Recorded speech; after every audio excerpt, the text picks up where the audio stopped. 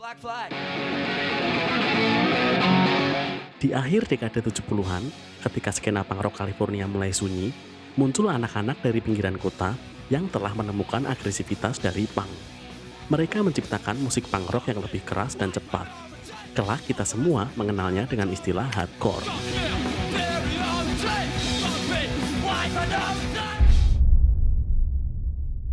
I want to know why you chose this lifestyle. Let's start with you, Natalie. Why? Why not? American hardcore was started, really started 79. Today it is the punk rockers. Well, I mean, everybody's into their own thing. Not everyone likes hardcore. The start of really basic DIY. Apa itu hardcore? Singkatnya, hardcore atau hardcore punk adalah suatu genre musik yang lahir di Amerika. Hardcore sendiri adalah sebuah pengembangan dari musik punk. Jadi, antara hardcore dan punk mempunyai suatu kaitan erat yang nggak bisa dipisahkan. Menurut Stephen Blas, penulis buku American Hardcore, asal-usul nama hardcore ini berasal dari album kedua grup musik DOA yang dirilis pada tahun 1981 dengan judul Hardcore 81. Sedangkan Konstantin Butz, penulis buku Grinding California mengatakan, kata hardcore biasanya dikaitkan dengan evolusi dari gerakan punk rock di Los Angeles yang didominasi para pemuda yang suka main skateboard. Tim Sommer, seorang jurnalis musik dan juga pendiri dari Atlantic Record, pernah menulis artikel tentang hardcore di tahun 1981. Di artikel itu, ia menerapkan istilah hardcore ini pada band-band punk yang digawangi oleh anak-anak usia 15 tahun atau lebih, yang dianggap sebagai perkembangan baru dari skena punk di Los Angeles, San Francisco, dan Washington DC.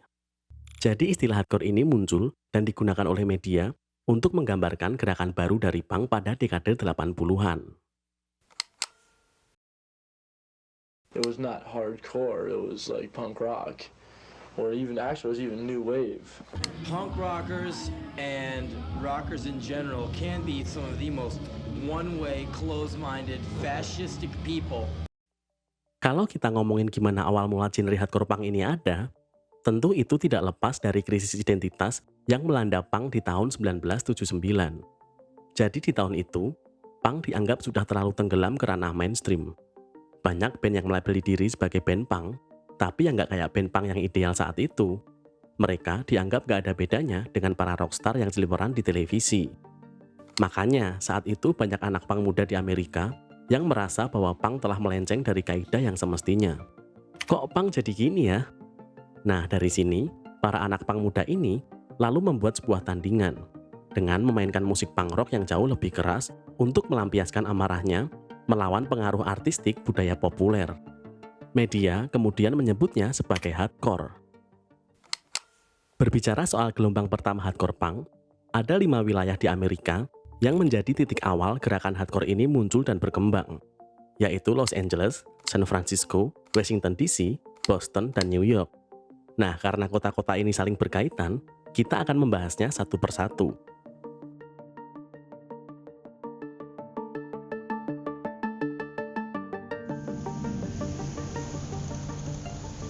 Gerakan hardcore diawali di Los Angeles, ketika band bernama Middle Class merilis EP pertama mereka yang berjudul Out of Focus di tahun 1979. Album ini dianggap sebagai pondasi awal lahirnya hardcore punk. Setelah itu, munculnya album Nervous Breakdown milik Black Flag yang dirilis di tahun yang sama, semakin menyempurnakan definisi bagaimana seharusnya wujud hardcore punk yang sesungguhnya.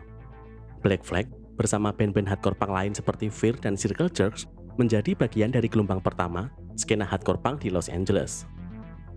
2 tahun kemudian, di tahun 1981, muncul nama-nama baru seperti Bad Religion, Suicidal Tendencies, Wasted Youth, dan Youth Brigade yang semakin meramaikan skena hardcore di Los Angeles. Nah, bedanya mereka dengan band-band punk klasik macam Ramones, The Clash, dan Sex Pistols ialah mereka tidak bekerja sama dengan label-label besar. Para band-band hardcore punk ini lebih memilih mendirikan label rekaman independen sendiri. Greg, gitaris Black Flag, mendirikan SST Record, salah satu label bawah tanah yang sangat berpengaruh di dekade 80-an. Kemudian ada BYO Records yang didirikan oleh para personil Youth Brigade. Lalu ada juga Epitaph Record yang dibuat oleh personil Bad Religion. Band-band hardcore punk ini berkolektif mendanai dan menyelenggarakan tur mereka sendiri. Jadi band-band ini pada patungan, terus duit yang terkumpul dipakai buat bikin tur mereka sendiri. Serangkaian tur Black Flag di tahun 1980 sampai 1981 menjadi titik awal hubungan mereka di luar Los Angeles. Dan tentu juga membuka jalan bagi band lainnya untuk melakukan tur yang sama. Nah, dari rangkaian tur yang mereka lakukan inilah, hardcore punk kemudian berkembang ke kota-kota lainnya.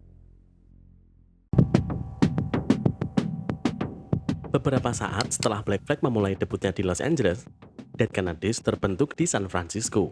Di album pertama mereka, Dead Kennedys masih terdengar serupa dengan band-band punk klasik macam Sex Pistols. Namun ketika mereka merilis In God We Trust di tahun 1981, mereka mulai bergeser ke ranah hardcore punk.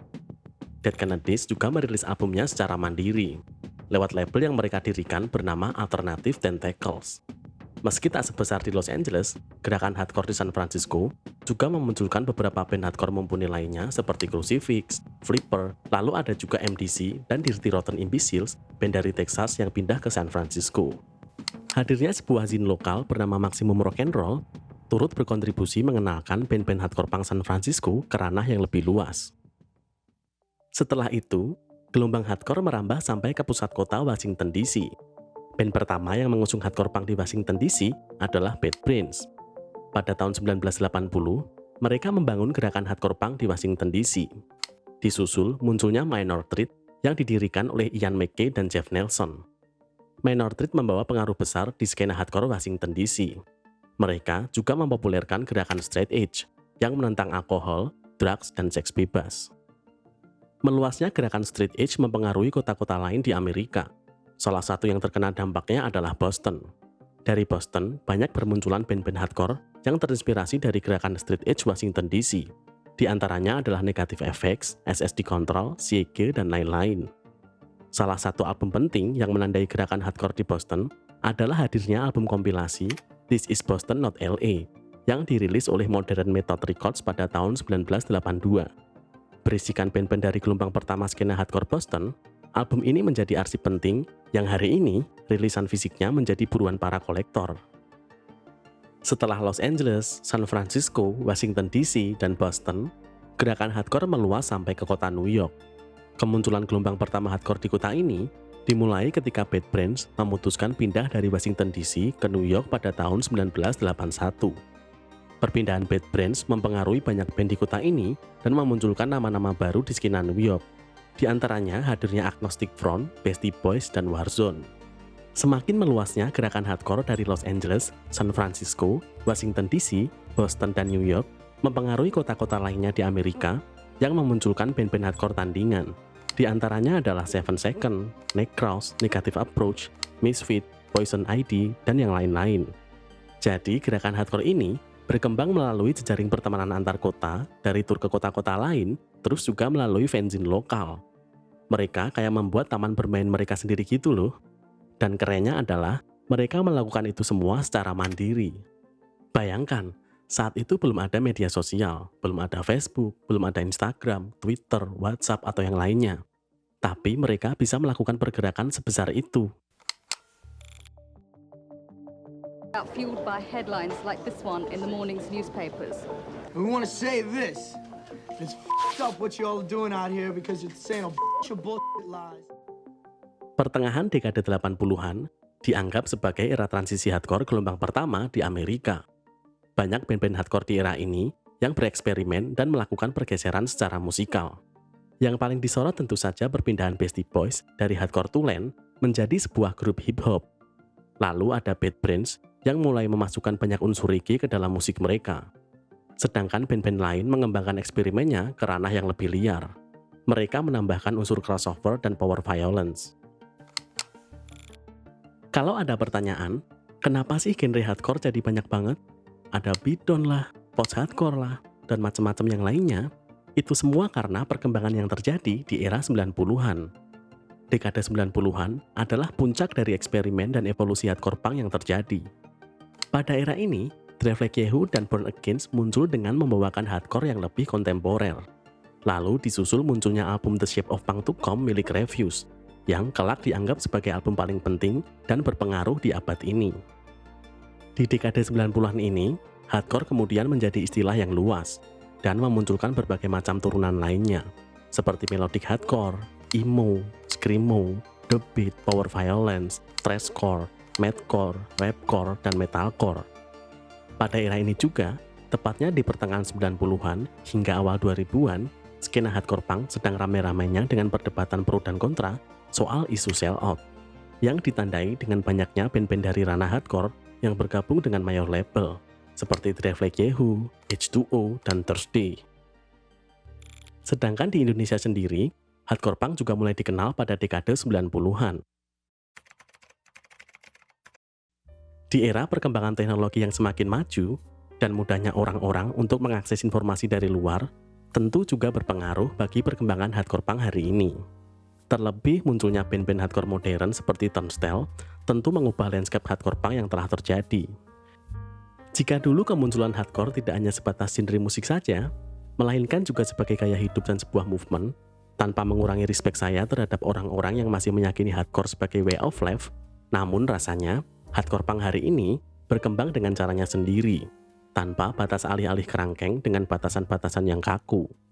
Meski terkesan abu-abu, suka atau tidak, hardcore punk mungkin akan terus bermutasi mengikuti zamannya, dan selalu menemukan ruang dan bentuknya sendiri. Tentu hal itu pasti juga diiringi oleh paket inherent yang harus diakrabi siapapun yang memutuskan masuk ke dalam ranah hardcore punk. Mencakup hingar-bingarnya, cibiran, dan bahkan debat kusir di skena yang kelak terjadi mengikuti isu yang berkembang.